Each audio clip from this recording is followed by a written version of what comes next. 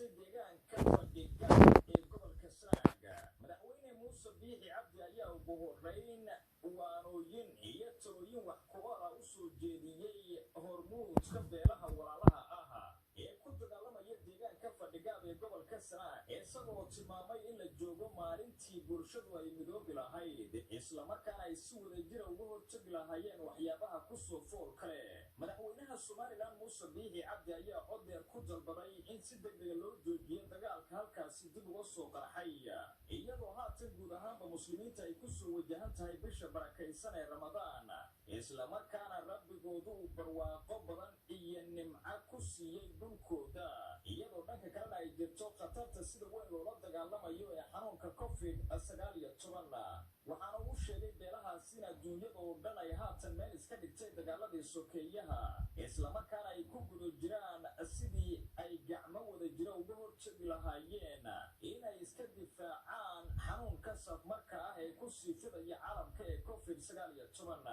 dhinaca kale madaxweynaha Somaliland Muuse Biixi Cabdi ayaa waxa ugu baaqay waxgaradka iyo waayeelka inay si degdeg uga qayb qaataan joojinta colaadahaasi, isla markaana ay bixiyaan talooyin ku aadan inaan xilligani loo baahnayn colaad dib u cusboonaata. madaxweynuhu waxa uu sheegay in dhammaan bulshada Somaliland, xukuumadda, aqoon-yahankeeda iyo waxgaradkeeda iyo haldoorkooduba ay waqti badan gelinayaan xalinta colaadda deegaanada ceel afweyn, taasoo marar badan la isku dayay in la xaliyo laakiin aan lagu guulaysan in dhammaanteedba lasoo afjaro. madaxweyne Muuse Biixi Cabdi waxa uu sheegay in xukuumaddiisu ay kaalin weyn ka qaadan doonto deminta dagaal beeleedyada halkaasi dib uga qarxay, waxaana uu sheegay in ay muruq iyo maalba ku bixinayaan sidii loo kala dhex geli lahaa beelaha walaalaha ee dagaalamaya.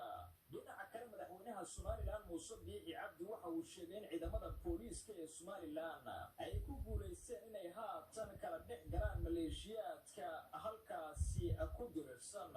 laakiin ay dhici karto inay ka dulboodaan ciidamada islamarkaana ay dib isku faransaaraan. dagaalkan ayaa la sheegay inuu qayb ka yahay diriir dhowrkii sane ee u dambaysay gobolkaasi meelo ka mida ku dhex maraysay maleeshiya beelood ku diriraya dhulka daadsinta.